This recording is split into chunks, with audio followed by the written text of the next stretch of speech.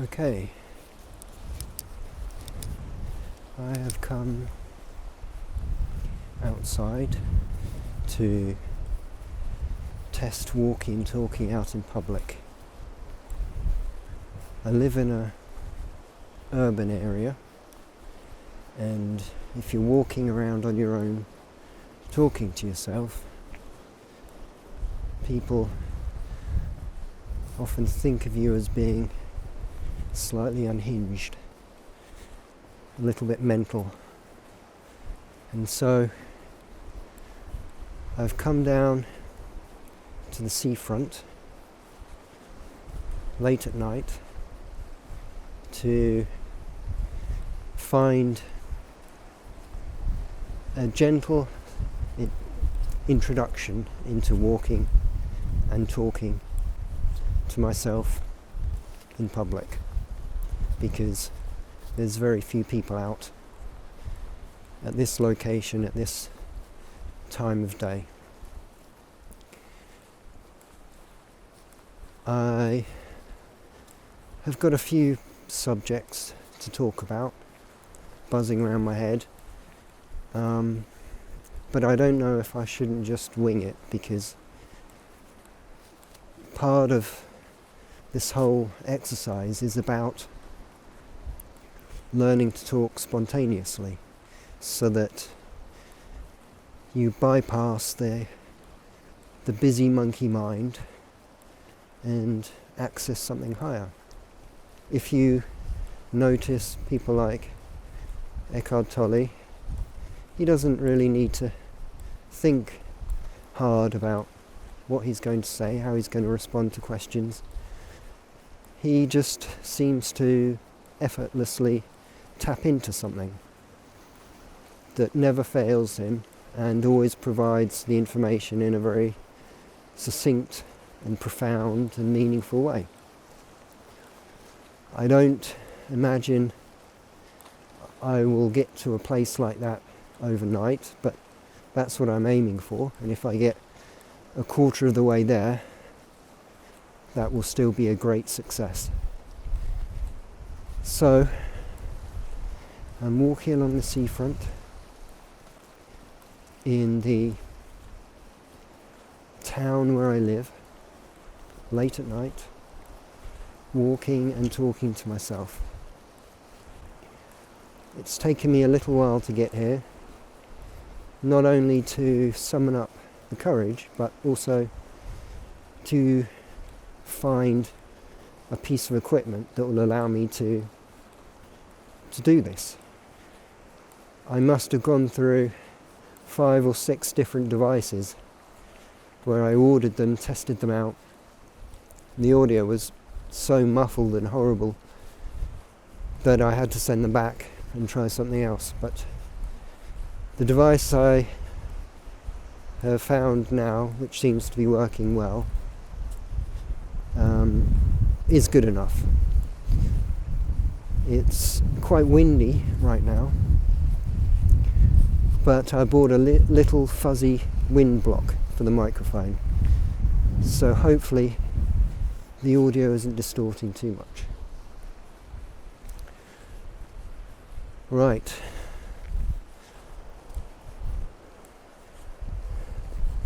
What to talk about? I suppose I'll just start off with one of my subjects, one of my pre-prepared subjects, and then see if that might lead on to something else a bit more natural and organic. My prepared subject was reality, the nature of reality, because I think it's quite a fascinating subject that people tend to take for granted. I'll tell you about my interpretation of it. There are all different theories out there, but having lived a fairly long life and tried to be quite perceptive and sensitive to the world around me and the people I interact with, studying life, I've made some observations and come up with some theories and conclusions. Not so much conclusions, theories. And I'll speak about them now. As far as I can tell, the world is a mirror for our inner state of consciousness, for our system of beliefs. And we are all free to adopt any belief and see it reflected in the world around us. No matter how outlandish that belief might be, we have free will to choose it. And the more we take it on board and adopt it as part of our inner state of being, part of our truth, part of our reality, the more concrete evidence we get appearing in the outside world around us to verify that our belief is in fact true. We'll never, however, obtain 100% undeniable evidence to prove our own belief is true and real, because that would deny the person next to me's belief, which is different to my own. And because free will seems to be an underlying law of the universe, we're all free to believe whatever we want. If I had proof that my belief was real, that would deny the person next to me's free will belief that their idea, that their belief was real.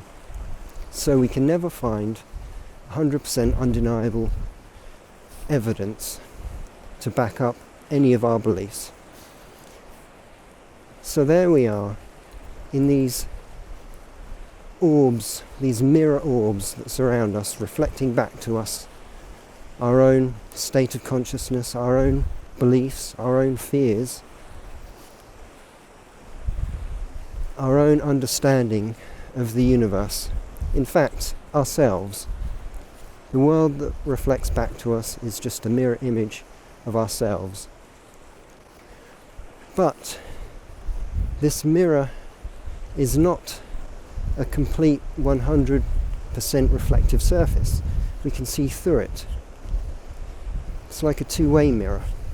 We can see through it into the mirror bubbles of those people who we interact with, who are around us, so that we can share beliefs. So there's some crossover, like a Venn diagram, these bubbles intersecting each other.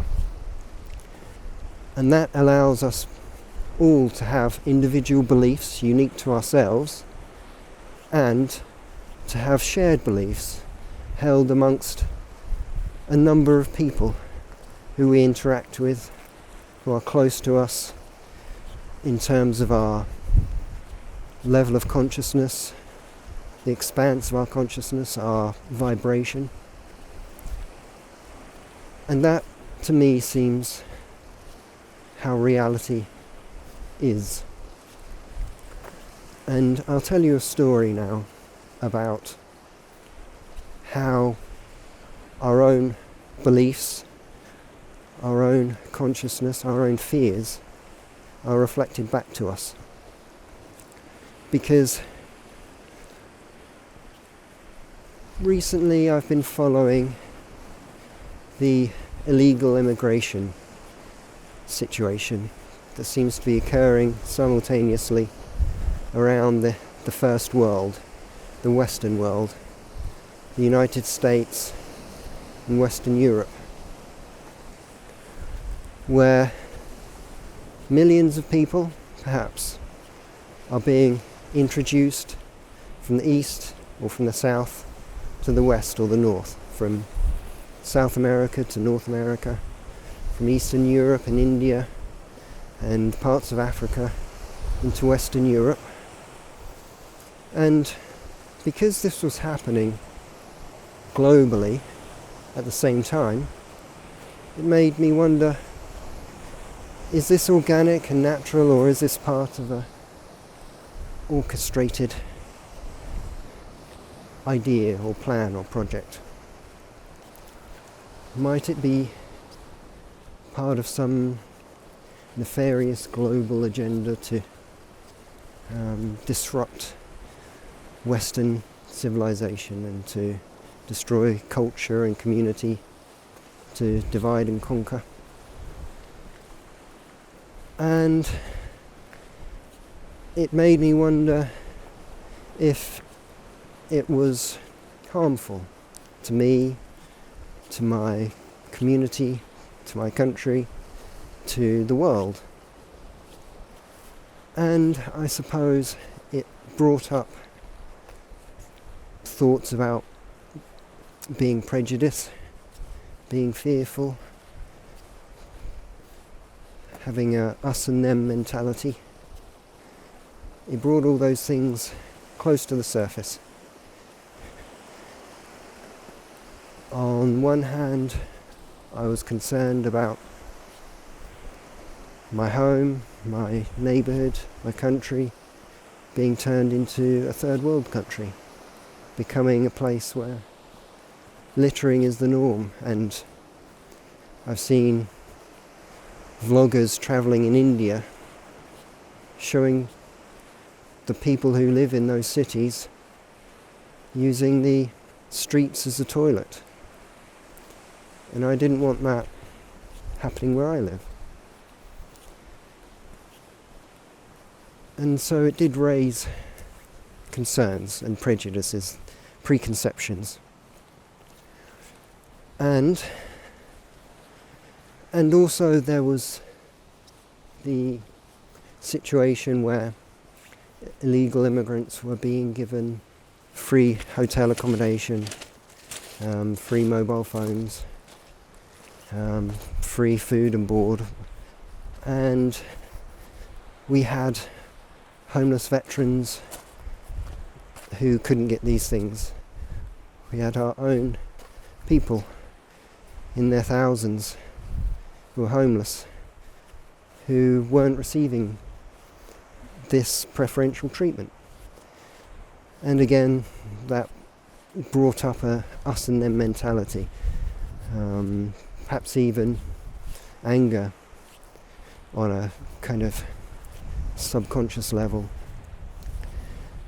And then I discovered that the landlord of the flat next to me, I live in a flat, it's basically a box, what the Americans would call an apartment, a building that's been subdivided into 4 smaller flats or apartments.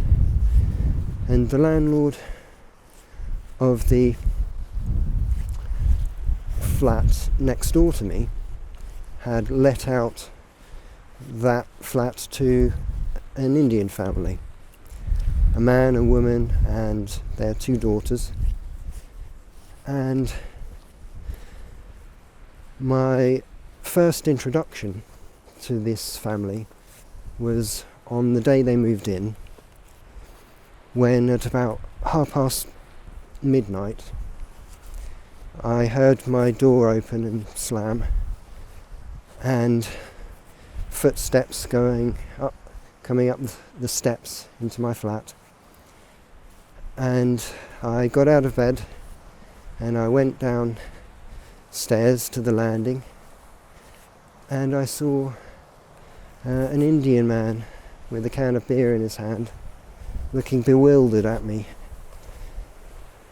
And I asked him why he was in my home, and he just stared at me for a moment, turned around, walked down the stairs and left. And I followed him out and watched him as he went down the alleyway into a different door. And I don't think there was anything nefarious, no nefarious intentions at play. I think they probably had a housewarming party, and he'd left the flat, gone outside and come back and accidentally come in the wrong door. But it did raise some emotions. I mean, perhaps it's a primordial thing where you're a caveman in your cave and someone invade your space, it makes you upset. It makes you defensive. It makes you want to stand your ground and protect it. So it did raise those feelings. They quickly subsided again because I realised that they weren't trying to do anything mean or nasty or evil. It was just an accident, and these things happen. I hope my torch doesn't die. I'm quite far from... It's very, very dark, and I'm in a narrow sea wall with a bit of a drop and lots of rocks to the side of me, so I hope my little torch keeps on going. Anyway, my next introduction to my neighbours was the noise, the wife. She happened to have a very shrill voice, and rather than communicate to her family members in the same room, they like to shout from one end of their home to the other. And so, right, I'm turning around at this point. I've gone as far as the path goes, and I have to turn around because there's nowhere else to walk except for boulders, and which means I'm going to be turning into the wind, so I hope the audio quality doesn't get terrible now that I'm walking into the wind, but we'll see when I listen back. And so, yes, the children would sometimes have temper tantrums and scream and shout. And to me that felt like an invasion of my peace and quiet. Especially when it was ramped up. And I think the wife was an avid cooker. She would cook morning, noon and night, and I think liked to do a lot of frying, because the smoke alarm would get triggered 4, 5, 6, 7, 8 times a day, and it would take them 3, 4, 5 minutes to turn it off each time. And so with the shouting, very high-pitched, shrill, piercing shout, and with the smoke alarm going off throughout the day many times, it did raise some emotions. It made me upset that my peace and quiet was shattered, was destroyed, had been stolen from me. And so all the feelings I'd felt before about illegal immigrants taking away our culture, taking away our accommodation, diluting our communities with people who did not seem to want to integrate and learn the language and become a part of the nation or the community, who wanted to remain separate, almost defensive, almost hostile to the place in which they had moved. And so it raised all of these thoughts and feelings, and that was massively accelerated when it was brought right to my doorstep, literally. And I thought of an Eckhart Tolle quote, which I'm going to butcher, but he said... Listening back to this audio, I did indeed butcher that Eckhart Tolle quote. So now that I'm back in the comfort of my home and I've got the quote in front of me, I'm just going to read it out. Whatever the present moment contains, accept it as if you had chosen it. Always work with it, not against it. Make it your friend and ally, not your enemy. This will miraculously transform your whole life. And that's what I tried to do. Another way of saying the same thing perhaps is change what you can change and accept what you can't. Otherwise you're just carrying anger around with you. You're perpetually angry. And I don't think that's going to help anyone. And so I tried to do that. I tried to see it as an opportunity to learn a lesson. And I tried to see, as part of that process, I tried to see the experience from their point of view, as being displaced people, moved into an unfamiliar place where they don't understand the language, they don't know anyone, they don't have a support network of friends and family to rely on if things get tough. And they're a young couple trying to raise 2 children, which must be an extremely challenging thing to do. And I started to feel a bit of sympathy for their situation. And that helped to endure the shouting and the smoke alarms. It took the sting out of it, it softened it. It removed the anger. And it just left sounds that slowly started to become the sounds of everyday life. They started to merge with the birds squawking outside, and the traffic driving past my window, and all the other day-to-day sounds that you get used to. Much like residents of New York who live in apartments. You get used to the noise. You have to. The alternative is never to sleep and to rage and to live in a life that's unbearable. And I think I've managed that, or I'm certainly in the process of managing it. The sounds don't trigger emotion anymore. I hear them, but they're just the sounds of day-to-day life. And I hope, well, I know if I bump into these neighbours, I will smile and say hello and try to establish a friendly relationship with them. Because if there is some nefarious conspiracy to destroy Western civilization and to destroy communities, to destroy culture, I think the best way we can respond is not to let that happen, to do our best to befriend these people and accept them, welcome them, and make a new community that's a blend of the old and the new. And see what happens. Change what you can change and accept what you can't. And that was perhaps an experience that was brought into my life because I was focused on it. I was putting a lot of energy, spending a lot of time following the stories. And so reality, life, decided to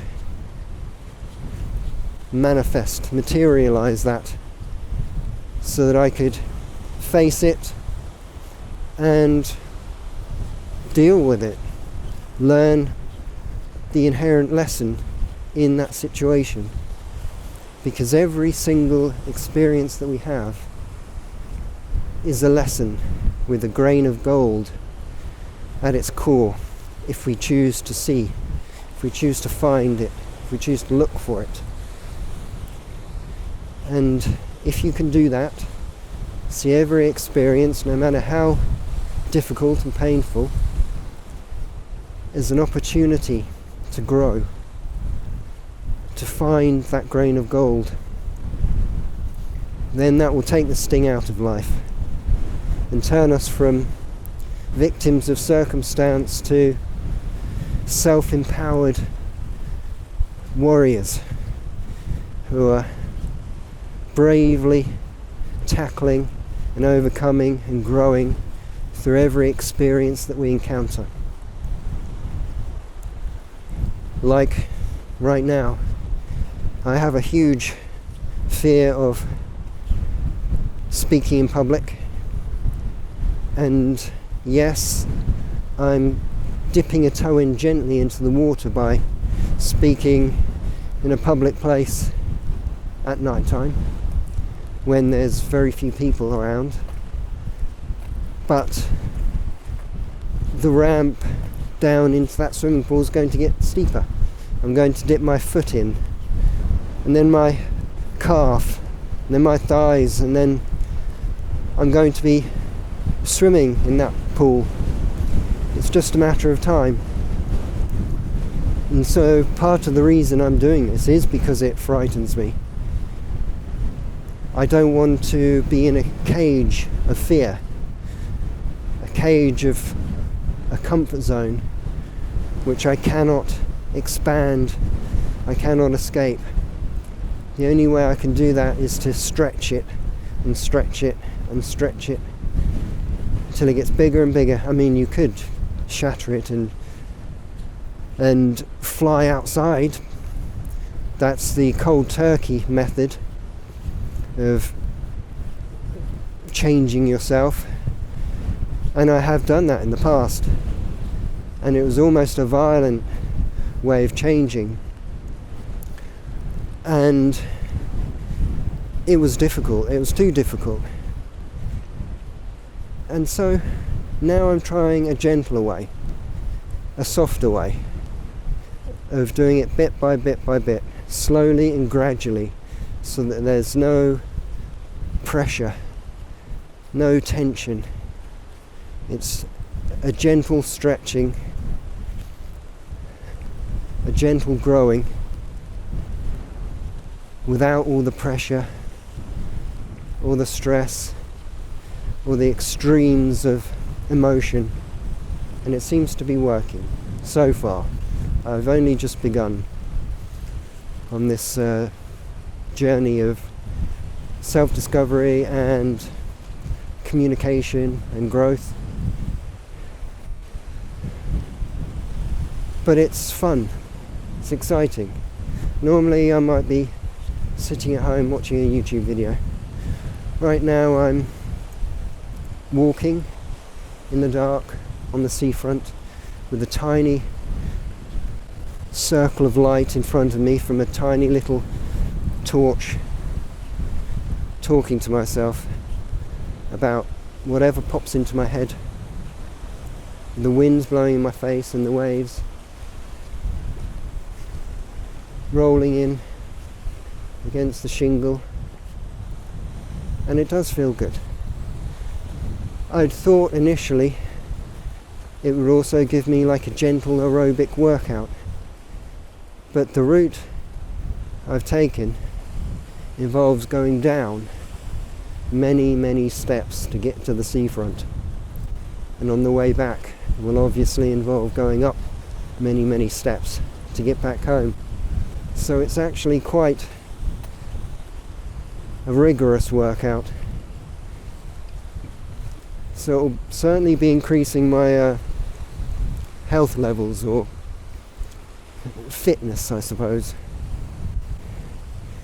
So that's interesting. Well, not to anyone else perhaps, but it is to me. These walking and talking style podcasts, I used to love listening to them. There was one or two podcasters that I used to listen to where people who had a philosophical nature would have a little audio recorder, and they would do what I'm doing. They'd just walk and talk, often at night, in all sorts of locations. And when I was warmly wrapped up at home, I'd love listening to these people, just hearing their thoughts gently unravelling as they wandered along in all of these unusual locations. And that's what I'm trying to do now. I'm trying to recreate that. Like the saying goes, create the change you would like to see in the world. I would like to see more insightful, gentle, philosophical types just talking about the world around them, being human barometers for the changes that we're going through, the rapid, incredible, chaotic, global changes that we're going through right now, because we clearly are going through some extremes right now, psychically, spiritually, economically, technologically, cosmically, and it's comforting if you're not the only one who sees the craziness in the world, if you're not the only one that sees the disparity in the world, if you're not the only one who sees the discord between what's said by the pundits on the television and the reality of what is. How so many people seem to be asleep, wandering around in a kind of dream, oblivious to the deeper nature of reality. And it seems clear that beyond the surface appearance of reality, there's so much more going on that's invisible to us, but real. And having other people who understand that and who have had experiences which open up their worldview, their reality, to something much, much greater and deeper and more expansive. It makes you think you're not crazy. There are others out there like you. I don't know if it's 5% of the population, 10% of the population who are sensitive, who are psychic, who are perceptive, who are awake and aware. For example, things like the Mandela effect. South America moving 1,000 miles to the east. That's no small change. Yet, so few people seem to have noticed that anything's amiss, that anything's changed, that anything's different. Perhaps for them, it always was that way. Or perhaps they just accept that they misremembered. They have no faith in their own perception and their own memory. They accept any information from so-called authorities as being true, from so-called experts as being true. If they're an expert, they must know more, know better than they do themselves about their own reality. And they just accept it. It's on the television, therefore it must be true. And so that's what I want to be a part of, a gentle movement to help give solace to all the black sheep in the world, and to give them something to listen to that's interesting, I hope. I am just beginning. I don't know if I'm going to find interesting subjects to talk about. I think I will. I'll have to wait and see how it goes. But I'm enjoying the process. It's challenging, and it does feel like, I feel like an ice cube that's slowly starting to melt from a solid into a liquid. Just around the edges, just a little bit. And it feels good, moving into a more fluid state. Feels like something that's right for me to be doing. And I notice the fact that when I'm doing this, I've walked way further than I'd intended to walk.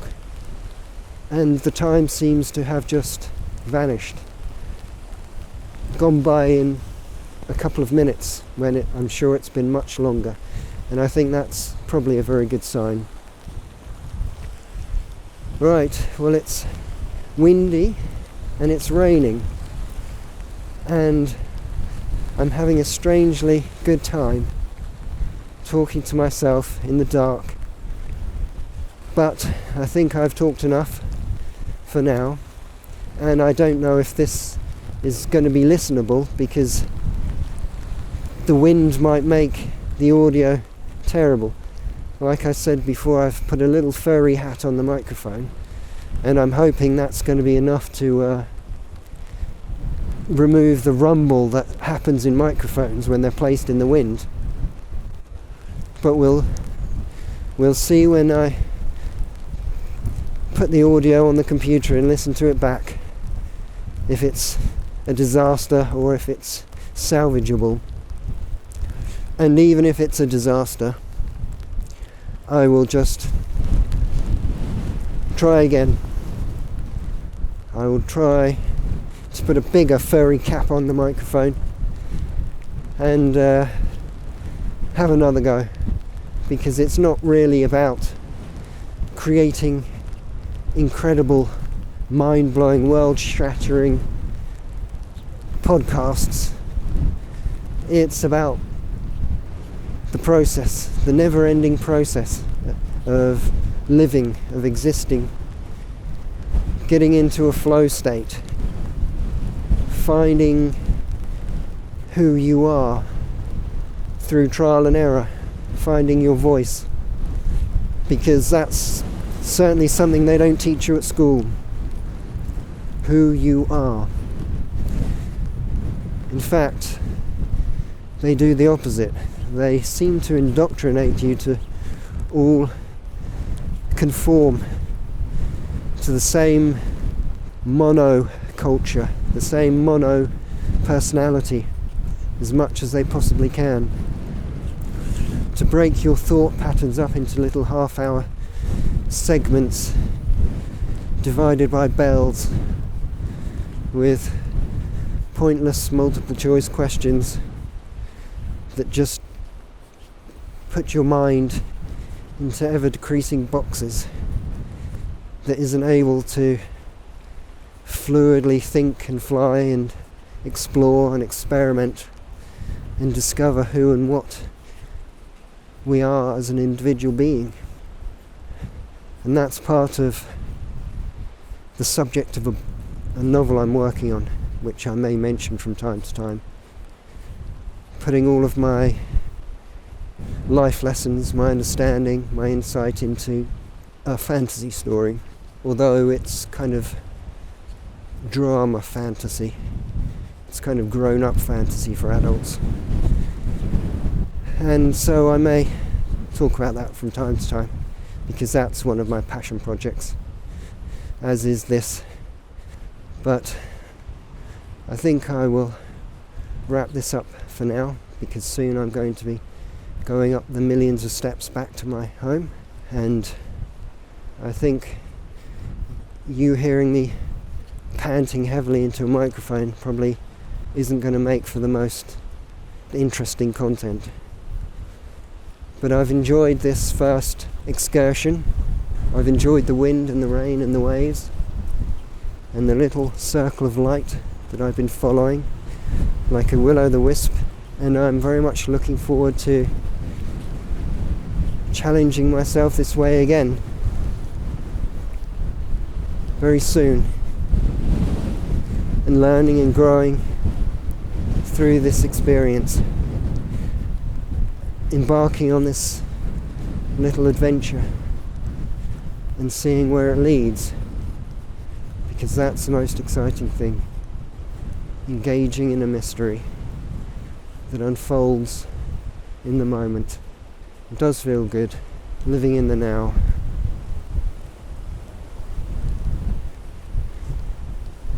Anyway, thanks for listening, and I'll speak to you again soon.